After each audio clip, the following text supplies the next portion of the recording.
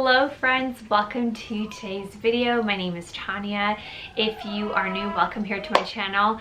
Excuse me if you hear clucking or quacking in the background. My chickens and my ducks are out right now. And one of my chickens, Queen, really has something to say because she's the queen of the flock. If you hear the ducks, they recently learned to quack.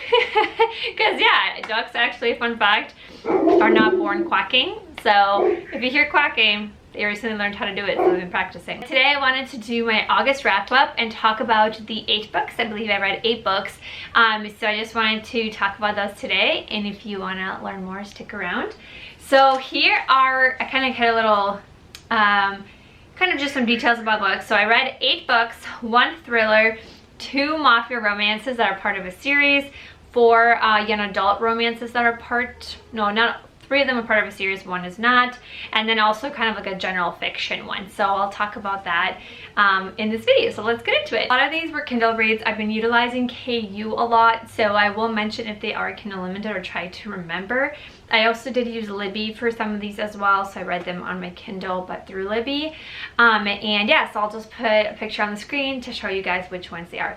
The first one that I read is Daisy Darker, and this is by the same author, Alice Feeney, I believe is her name, yes, who did Rock, Paper, Scissors last year, and that was one of my favorite thrillers that I read last year. And so when I saw that she had this book out, I was really excited as well to try this one out.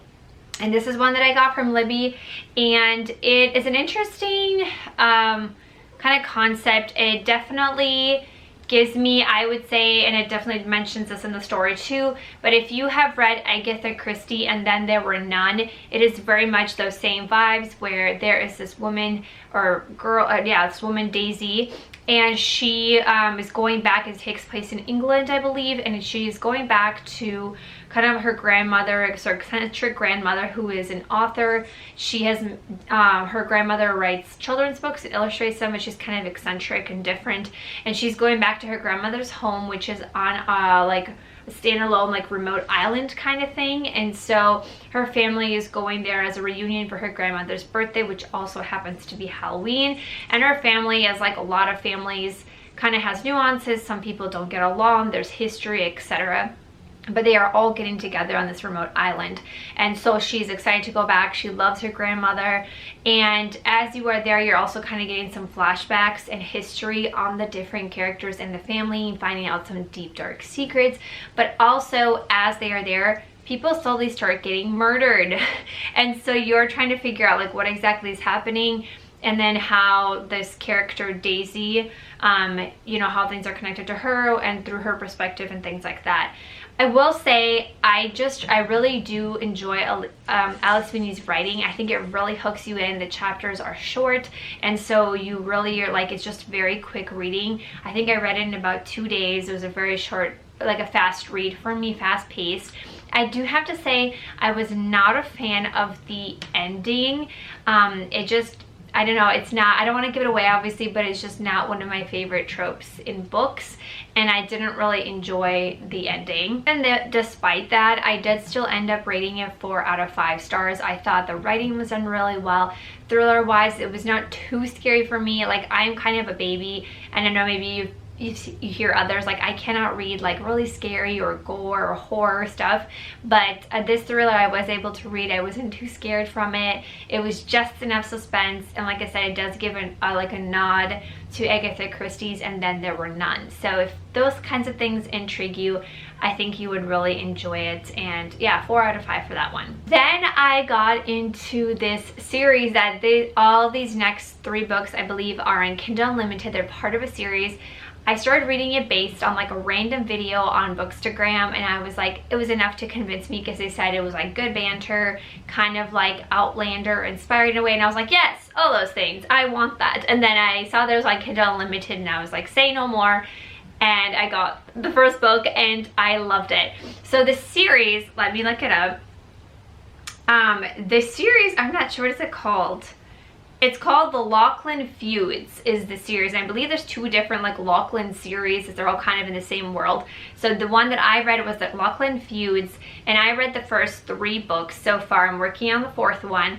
But the first book is called Scarlet Princess. And what I would say, I don't even know how to describe it. So it's a YA, it's romance, it's historical, I would say tinge, like a small amount of fantasy. Fantasy is not the main premise here in this book. I would say there's a little bit of it, but not like, it's not, I wouldn't say I would consider it a fantasy book. It's more like a historical YA romance in a way, but definitely like Outlander kind of vibes, because it takes place in an imagined world, but what I would say is culturally there is kind of like the Scottish, like that vibe, like Irish, like that kind of world. And then there is, I forget the names of course, but then there's the other world that's kind of based on, I would say, Russian culture, because there's a lot of Russian words, Russian vocabulary, Russian food.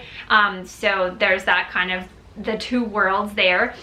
And so the Scarlet Princess is, and I have to of course look up names because you guys know I never remember names. I'm terrible at names. So Princess Rowan, and she's from kind of like the Scottish, that part of the kingdom, and she's a princess obviously there, but she's also always been kind of like reckless or like a troublemaker, and she's just kind of getting into just things all the time and just being kind of scolded.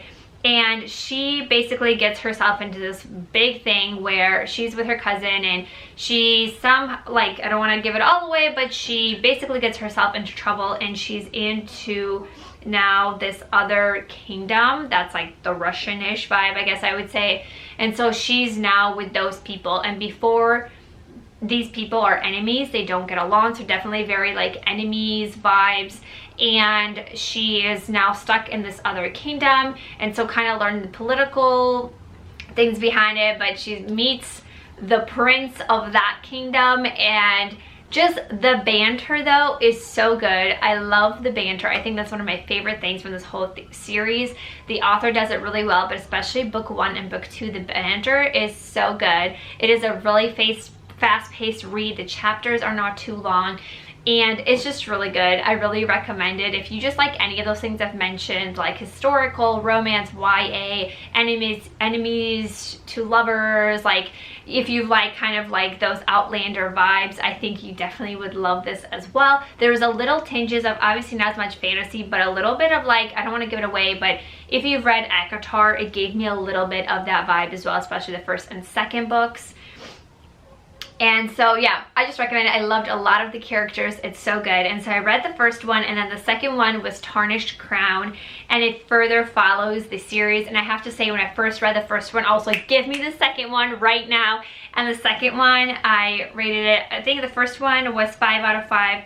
The second one was 4 out of 5, but honestly I feel like it could also be 5 out of 5. It was so good. I loved it. Again, banter. I don't want to give anything away about the second one to follow it, but it's so good. I love it. The tension, the build-up was there. It was so good. I think I do have to change it to 5 out of 5, but it was so good, and it just follows that world.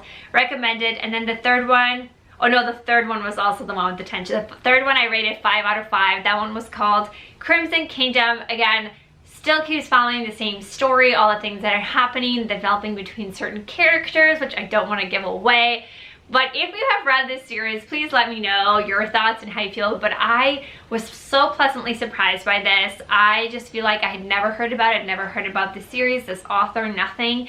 And it was so good. And I definitely, especially if you have KU, pick it up, check it out, just see, try it. If you don't, get into it, but I think if you try the first one, you'll really like the series. And I'm working on the fourth one right now, so I'll give you guys updates next month in my wrap up, but it was so good. I definitely recommend the series. The one print book that I finally finished and got around to from my TBR cart was Malibu Rising by Taylor Jenkins Reid. And I started this a while ago, so I ended up rating this 3 out of 5. I just feel like I'm not one of the people that, okay, preface this, 3 is not bad. It wasn't horrible. I got into it, and I was tandem reading it with audiobook, which I really like because it's one of my favorite narrators, as well as, reading the physical copy. But I just feel like, again, this is one of those moments where the hype that I felt like I hear about a lot of her books, but even this one, it just kind of ruined it for me because I think I was expecting more. And I guess, hear me out with the premise of maybe you've heard about it, but it kind of, I would say, follows family dynamics. I find that interesting. I do find those interesting, but I felt like I kept thinking when I was reading the whole book, because it follows this family and goes back in the past and kind of tells a story of their parents, or even their part, their past into where it is now, leading up to this big party that's happening. It's like an hourly countdown. So I think the way it was written was interesting, but it also created this element, and because I always kept seeing it being hyped up, I kept thinking there was this epic, huge reveal, bomb, twist, something at the end, and that's not really what happened. And so I think that was why a lot of the letdown for me. I was like, oh, I thought, you know, and again, it wasn't horrible. I think there's interesting narratives and interesting you know, like looking and views at family and connections between siblings and wives and, you know, husbands and all that. And I think there's interesting concepts there, which I did enjoy. But again, I just feel like I expected more from the book, from based, again, what I thought and also how it was written. So I wouldn't say it's horrible, but for me, it was a 3. I didn't really understand why some people like rave so much about it. So I think it's just my personal preference. I also felt like a lot of the things were somewhat predictable. Like I predicted some of the things that would happen to their parents, or with some of the things that would develop with the characters, the siblings. But I do think it's an interesting dynamic following these 4 different siblings, and they are tied to some of the characters from The 7 Husbands of Evelyn Hugo, if you read that book, which I have. So it was kind of interesting to see the connection there as well a little bit. But I mean, I'm glad I read it, but 3 out of 5 for me on this one. I am going to still try a couple other Taylor Jenkins reads. I think she's a great author, but I just don't know if she's like one of my go-to, like, you know, favorite authors of all time. But 3 out of 5 for this one. And I was kind of still just missing kind of some of my YA, which I love YA as well. And this is one I think I saw recommended somewhere. I don't even really know where, but I picked it up from Libby, and it's called Give Me a Sign. And it follows the story. It follows the story of Lila, I believe is her name.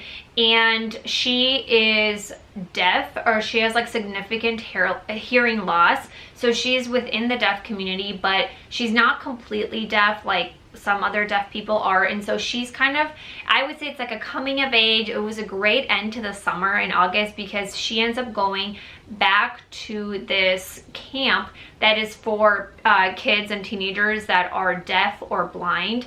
And so she had gone there before, but she hadn't been for a while, and so she goes back to work there as a junior counselor.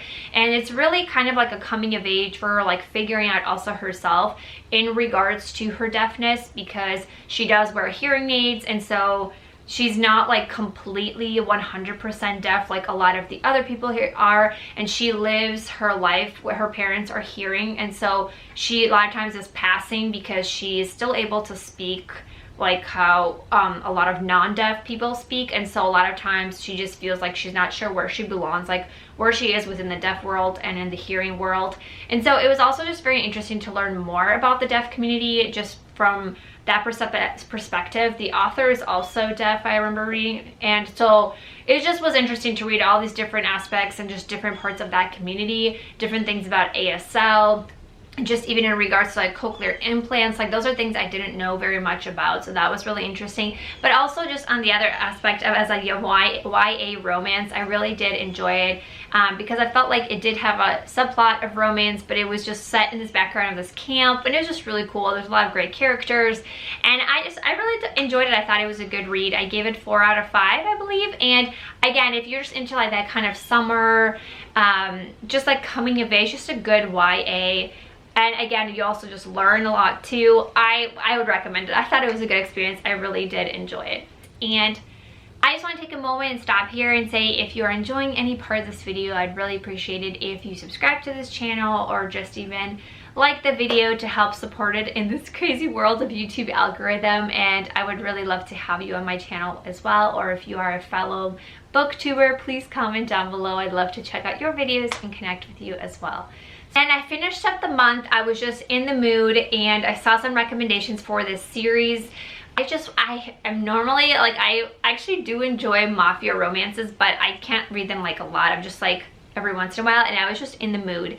And I saw this recommendation, and what really intrigued me too is that these books were about 200 so pages each, which I was like, great, because I feel like sometimes Mafia romances for me, I'm like, I don't need it to go on for 400 or 600 pages. Like I need it to be a short Just tell me the story, give me the action, the mafia drama. I want that, but not for a million years. And so I read this Perfectly Imperfect series, and it is also on KU. I believe there's 8 books.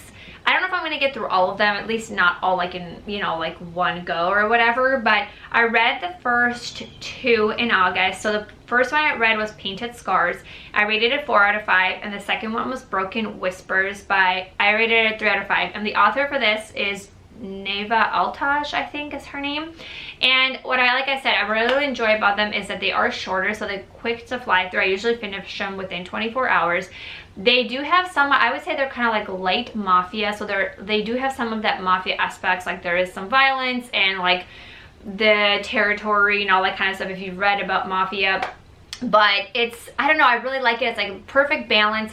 There is some spice. I felt like you get to be in that mafia world, you have some of that romance, but it's not too crazy, and it's not like, I don't know, I just really enjoyed this. And I think if you're very similar, where I wouldn't say it's too dark, like I tiptoe maybe a little bit into like dark romance, but not too much. It's not my favorite like genre, and I feel like it's just a perfect balance. What I also will say, and what I appreciate, so Russian is my first language, and so, and you've heard this before I said on my channel, which I also appreciated in that other series that I mentioned, the Lachlan Feuds, because there is Russian language involved in that.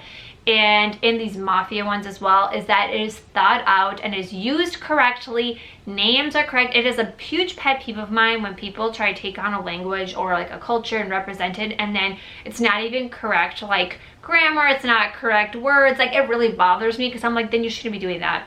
And considering like the mafia is obviously they're all Russian speakers, and it's like, you know, like Russian language, Russian culture, the food and stuff, like I did appreciate that the vocabulary, like the names, the way they're structured, the last names especially, like the wording, the vocabulary, it's actually correct. So I did also appreciate that about this series as well. But I did really enjoy them. I would say the first one, and I'm trying to remember, so this one is one that it's like in like a blackmailed marriage kind of situation. You'll see there's like, she is an artist, but her dad kind of stole some money from the mob, so like from the mafia, so then she is kind of basically like blackmailed into marriage for their like the leader of the mafia. And he also has like some things going on, because there's also different disability representations in some of these books as well. I don't want to give away what's happening there exactly. So that kind of follows that story, and them obviously going from kind of like forced proximity, maybe somewhat enemies, to lovers.